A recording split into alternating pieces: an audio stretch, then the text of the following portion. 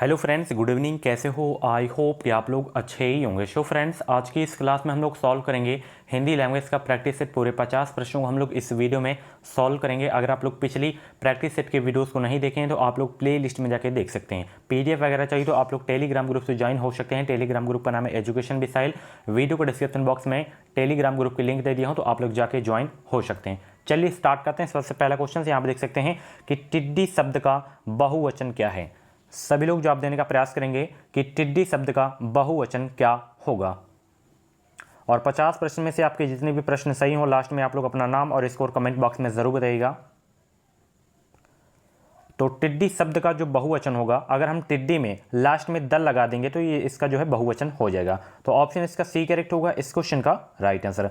अगला प्रश्न आप देख सकते हैं, दीप जले शंख बजे किस रचनाकार की कृति है। 52 का राइट आंसर बताने का प्रयास करेंगे। दीप जले शंख बचे किसकी कृति है?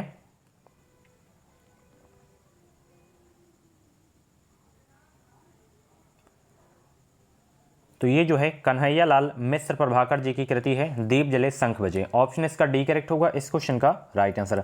अगला प्रश्न आप लोग यहाँ देख सकते हैं, दिए गए विकल्पों में से कौन सा शब्द स्त्रीलिंग नहीं है। यानी कि 3 इसमें स्त्रीलिंग है, 1 स्त्रीलिंग नहीं है, ये आपको बताना है।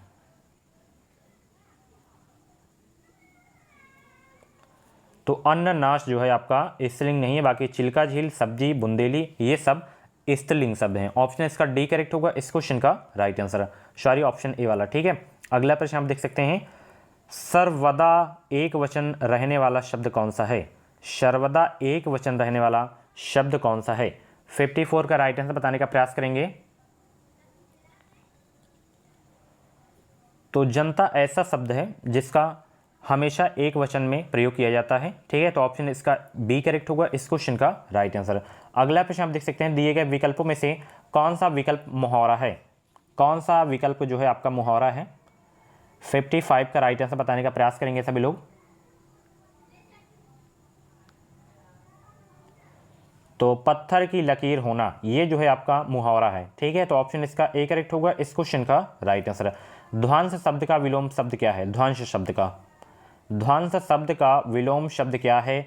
56 का राइट आंसर बताने का प्रयास करेंगे सभी लोग। तो ध्वंस शब्द का विलोम शब्द है आपका निर्माण। क्या है? निर्माण है। ऑप्शन इसका सी करेक्ट होगा इस क्वेश्चन का राइट आंसर। अगला प्रश्न यहां पर देख सकते हैं आप लोग, ध्वंस का मतलब क्या होता है? मतलब नष्ट होना। ठीक है, अगला, निम्न में से कौन सा वाक्य सामान्य भूतकाल का वाक्य है? सामान्य भूतकाल का वाक्य कौन सा है? वर्षा हुई, वर्षा अभी अभी हुई, शायद वर्षा हुई होगी, कुछ समय पहले वर्षा हुई थी। तो वर्षा हुई जो ये आपका वाक्य है, ये सामान्य भूतकाल का वाक्य है। ऑप्शन इसका ए करेक्ट होगा इस क्वेश्चन का राइट आंसर। अगला प्रश्न यहाँ पे देख सकते हैं, कोई सज्जन आपको बुला रहा है, इस वाक्य में किस सर्वनाम का प्रयोग किया गया है? 58 का राइट आंसर बताने का प्रयास करेंगे। कोई सज्जन आपको बुला रहा है, इस वाक्य में किस सर्वनाम का प्रयोग किया गया है? 58 का बताइए। तो इसमें अनिश्चयवाचक सार्वनामिक विशेषण का प्रयोग किया गया है। ऑप्शन इसका सी करेक्ट होगा इस क्वेश्चन का राइट आंसर। पारा ना उतरना, इस मुहावरे का उचित अर्थ क्या है? पारा ना उतरना, इस मुहावरे का उचित अर्थ क्या है? मतलब अशांत होना। ठीक है, पारा ना उतरना मुहावरे का उचित अर्थ क्या होगा? अशांत होना। ऑप्शन इसका डी करेक्ट होगा इस क्वेश्चन का राइट आंसर। हिंदी वर्णमाला में स्वरों की संख्या कितनी है, ये आपको बताना है। हिंदी वर्णमाला में स्वरों की संख्या कितनी है? 60 का राइट आंसर बताने का प्रयास करेंगे सभी लोग।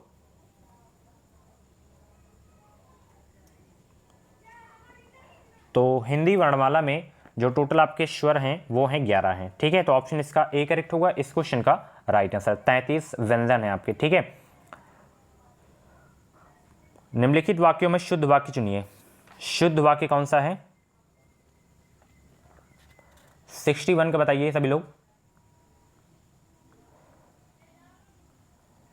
इसमें जो आपका ये वाला वाक्य है कि मेरे पास कहानियों की अनेक पुस्तकें हैं, ये जो वाक्य है आपका बिल्कुल शुद्ध वाक्य है। तो ऑप्शन इसका बी करेक्ट होगा इस क्वेश्चन का राइट आंसर है। अगला प्रश्न आप देख सकते हैं, ओह डॉट डॉट बहुत कठिन समय आया है, दिए गए वाक्य में उचित विराम चिन्ह लगाइए।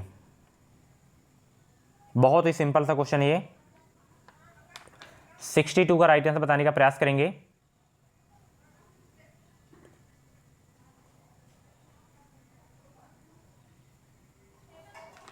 तो इसमें ये वाले विस्मय बोधक चिन्ह को जो है लगाना है। ऑप्शन इसका सी करेक्ट होगा इस क्वेश्चन का राइट आंसर। अगला प्रश्न हम देख सकते हैं, किस वर्ष हिंदी भाषा को राजभाषा के रूप में मान्यता दी गई? किस वर्ष हिंदी भाषा को राजभाषा के रूप में मान्यता दी गई? 63 का राइट आंसर बताने का प्रयास करेंगे। तो 14 सितंबर, डेट 14 सितंबर याद रखना है और 1949 वर्ष याद रखना है। इसी दिन हिंदी भाषा को राजभाषा के रूप में मान्यता दी गई थी। ऑप्शन इसका डी करेक्ट होगा इस क्वेश्चन का राइट आंसर। मानक वर्तनी के आधार पर शुद्ध शब्द पहचानिए। मानक वर्तनी के आधार पर शुद्ध शब्द पहचानिए। 64 का क्या होगा?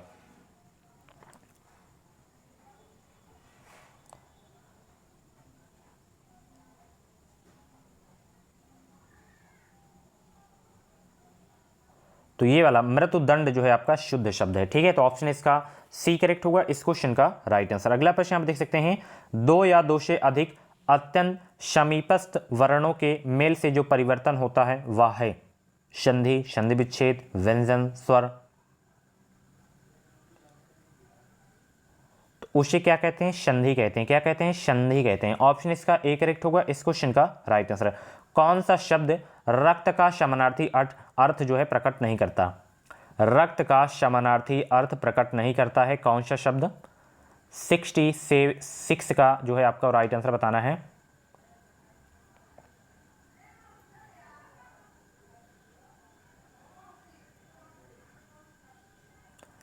इसमें रिपु जो है आपका, रिपु शब्द, ये रक्त का समानार्थी नहीं है। ऑप्शन इसका ए करेक्ट होगा इस क्वेश्चन का राइट आंसर। ठीक है, ये जो है शत्रु का समानार्थी शब्द होता है। ठीक है, अल्प विराम का चिन्ह कौन सा है इसमें बताइए? अल्प विराम का, बहुत ही सिंपल सा क्वेश्चन है। तो ये वाला जो है आपका अल्प विराम का चिन्ह है। निम्न में आघोष वर्ण कौन सा है? आघोष वर्ण बताइए। 68 का जवाब दीजिए क्या होगा? तो आघोष वर्ण इसमें आपका पा वाला है। क्या है? पा। ठीक है, अगला प्रश्न, निम्न में महाप्राण व्यंजन कौन सा है? महाप्राण व्यंजन, 69 का जवाब दीजिए। महाप्राण व्यंजन कौन सा है? तो इसमें जो आपका भा है महाप्राण व्यंजन है आपका। ऑप्शन सी करेक्ट होगा इस क्वेश्चन का राइट आंसर। भलाई में प्रत्यय है, बहुत ही सिंपल सा क्वेश्चन, भलाई में प्रत्यय कौन सा है? भलाई में बताइए कौन सा प्रत्यय है? इसमें जो है आई प्रत्यय प्रयुक्त हुआ है। ठीक है, तो ऑप्शन इसका बी करेक्ट होगा इस क्वेश्चन का राइट आंसर। निम्न में से कौन सी बोली उत्तर प्रदेश की नहीं है? तो मेवाती जो है उत्तर प्रदेश की बोली नहीं है। ऑप्शन इसका ए करेक्ट होगा इस क्वेश्चन का राइट आंसर। यह उत्तरी राजस्थान की बोली है। ठीक है, अगला प्रश्न आप देख सकते हैं, सुबरन को खोजत फिरत कवि व्यभिचारी चोर, इसमें अलंकार है। इसमें कौन सा अलंकार है? सभी लोग जवाब दीजिए 72 का। तो इसमें आपका अलंकार कौन सा होगा? श्लेष अलंकार होगा। कौन सा अलंकार? श्लेष अलंकार। ठीक है, ऑप्शन ए करेक्ट होगा इस क्वेश्चन का राइट आंसर। कौन सा अयादि संधि का उदाहरण है? अयादि संधि का उदाहरण कौन सा है? 73 का जवाब दीजिए सभी लोग।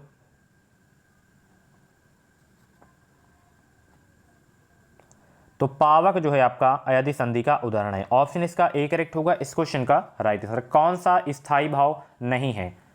74 का बताइए कौन सा स्थायी भाव नहीं है?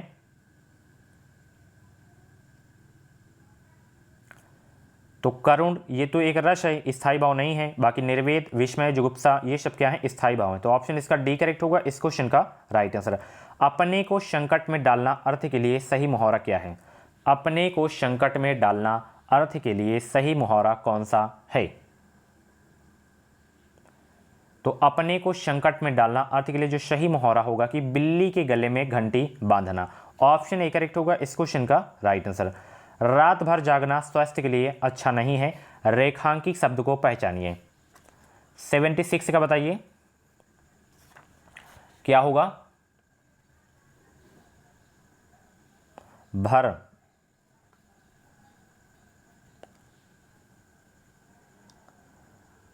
तो वाक्य में भर जो है आपका कालवाचक क्रिया विशेषण अव्यय है, कालवाचक क्रिया विशेषण अव्यय है आपका, भर जो है आपका, ठीक है। तो ऑप्शन इसका ए करेक्ट होगा इस क्वेश्चन का राइट आंसर। उत से निर्मित शब्द है, उत से निर्मित शब्द कौन सा है?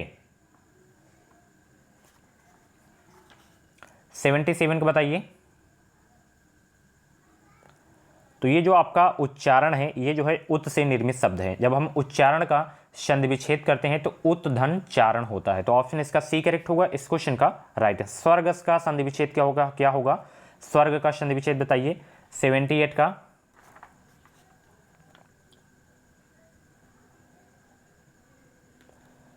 तो श्वः धन गा, स्वर्ग का संधि विच्छेद होगा, ऑप्शन इसका ए करेक्ट होगा इस क्वेश्चन का राइट आंसर। निम्नलिखित में से एक शब्द स्थूल का विलोम है कौन सा? स्थूल का विलोम बताइए।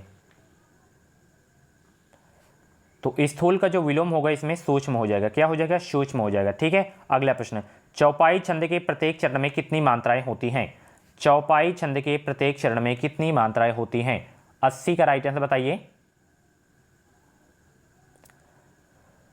तो चौपाई छंद के प्रत्येक चरण में जो मात्राएं होती हैं वो होती हैं 16-16, ऑप्शन सी करेक्ट होगा इस क्वेश्चन का राइट आंसर। अगला प्रश्न यहां आप देख सकते हैं आप लोग, हमें यथाशक्ति दान करना चाहिए, रेखांकित शब्द में शब्द को पहचानिए।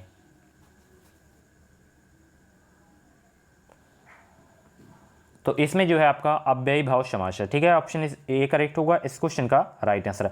विसिख किस शब्द का पर्यायवाची है? विसिख जो है किस शब्द का पर्यायवाची है? तो विसिख जो है आपका बाण शब्द का पर्यायवाची है, ऑप्शन इसका बी करेक्ट होगा इस क्वेश्चन का राइट आंसर। अगला प्रश्न, निम्नलिखित शब्दों में से कौन सा शब्द सदैव बहुवचन होता है? बहुत ही अच्छा क्वेश्चन है। तो प्राण शब्द हमेशा बहुवचन में होता है, ऑप्शन इसका बी करेक्ट होगा इस क्वेश्चन का राइट आंसर। के लिए किस कारक का परसर्ग है? के लिए जो है किस कारक का परसर्ग है? 84 का बताइए। तो के लिए जो है आपका संप्रदान कारक का परसर्ग है, ऑप्शन इसका ए करेक्ट होगा इस क्वेश्चन का राइट आंसर। मनहरण कवित्व के प्रत्येक चरण में कितने वर्ण होते हैं? तो मनहरण कवित्व के प्रत्येक चरण में कितने वर्ण होते हैं? 31 होते हैं। कितने होते हैं? 31 होते हैं वर्ण, ऑप्शन सी करेक्ट होगा इस क्वेश्चन का राइट आंसर। रीतिवाचक क्रिया विशेषण छांटिए, इसमें से रीतिवाचक क्रिया विशेषण छांटना है आपको। 86 का बताइए क्या होगा? तो जैसे तैसे रीतिवाचक क्रिया विशेषण है आपका, इसमें ऑप्शन डी करेक्ट होगा इस क्वेश्चन का राइट आंसर। अगला प्रश्न, अरे वाह डॉट डॉट आपका आगमन तो आकस्मिक है, वाक्य में रिक्त स्थान पर किस विराम चिन्ह का प्रयोग किया जाएगा? 87 को बताइए। तो इस वाक्य में विस्मय बोधक चिन्ह का जो है प्रयोग किया जाएगा, ऑप्शन इसका ए करेक्ट होगा इस क्वेश्चन का राइट आंसर।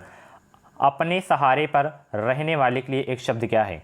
अपने सहारे पर रहने वालों के लिए एक शब्द क्या है?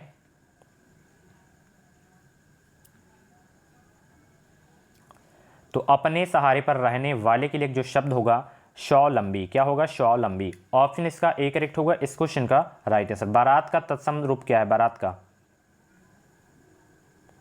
तो इसका तत्सम रूप हो जाएगा वर यात्रा, क्या हो जाएगा? वर यात्रा, ऑप्शन डी करेक्ट होगा इस क्वेश्चन का राइट आंसर।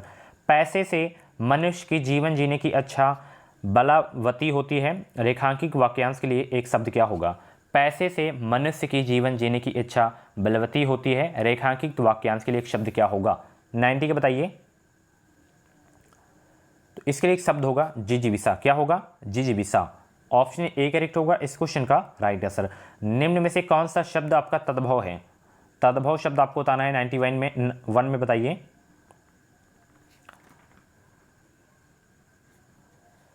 तो घर जो है आपका तद्भव शब्द है, ठीक है। तो ऑप्शन इसका डी करेक्ट होगा इस क्वेश्चन का राइट आंसर। इंपॉर्टेंट क्वेश्चन है आपके एग्जाम के लिए, ठीक है। ग्रह जो है आपका वो तत्सम हो जाएगा, ये घर आपका जो है तद्भव शब्द है, ठीक है। दूध का धुला होना मुहावरे का अर्थ क्या है? दूध का धुला होना मुहावरे का अर्थ क्या है? तो दूध का धुला होना मुहावरे का जो अर्थ है कि निर्दोष होना, क्या होना? निर्देश होना, ऑप्शन इसका ए करेक्ट होगा इस क्वेश्चन का राइट आंसर। स्थायी भाव से यहाँ पे क्वेश्चन, रौद्र रस का स्थायी भाव क्या होगा? 93 का बताइए।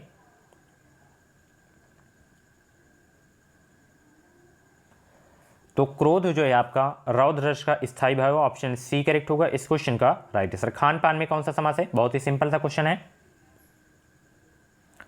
तो खान पान में आपका द्वंद्व समास है। कौन सा समास है? द्वंद्व समास। ठीक है, निम्नलिखित में से मीन का समानार्थी कौन सा है? मीन का 95 का बताइए, मीन का समानार्थी है। तो मीन का समानार्थी आपका झस। क्या है? झस। ओके, अगला प्रश्न आप देख सकते हैं आप लोग कि निम्न में से मिश्र वाक्य कौन सा है? इसमें मिश्र वाक्य बताइए। 96 का बताइए।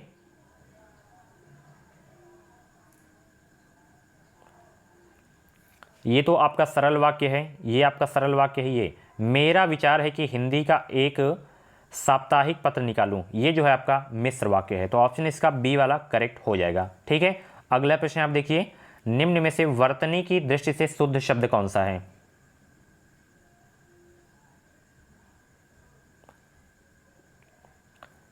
तो इसमें अध्ययन जो है आपका, ये वर्तनी की दृष्टि से शुद्ध शब्द है आपका। बाकी अधिकार में छोटी धी होनी चाहिए, आगामी में बड़ा आ होना चाहिए, और अनुसरण में आपका सादा शाह होना चाहिए, सिटी वाला शाह नहीं होना चाहिए। ठीक है, तो ऑप्शन सी वाला बिल्कुल करेक्ट हो जाएगा। अगला प्रश्न, देव प्रसन्न होकर मनुष्यों को वर देते हैं, वाक्य में प्रयुक्त देव शब्द का बहुवचन बताइए। तो देव शब्द का जो बहुवचन हो जाएगा वो क्या हो जाएगा? देवगण। क्या हो जाएगा? देवगण। ऑप्शन ए करेक्ट होगा इस क्वेश्चन का राइट आंसर। निम्न में अशुद्ध वाक्य कौन सा है? 99 का बताइए। ये तो आपका शुद्ध है, ये भी शुद्ध है, ये भी। तुम्हारे से कोई काम नहीं हो सकता, ये जो है आपका अशुद्ध वाक्य है। ऑप्शन डी करेक्ट होगा इस क्वेश्चन का राइट आंसर। इसका शुद्ध रूप क्या होगा? तुमसे कोई काम नहीं हो सकता। ठीक है, अगला प्रश्न जो कि इस वीडियो का लास्ट प्रश्न है, यहां पर देख सकते हैं कि कृत्रिम निम्न में से किसका विलोम है?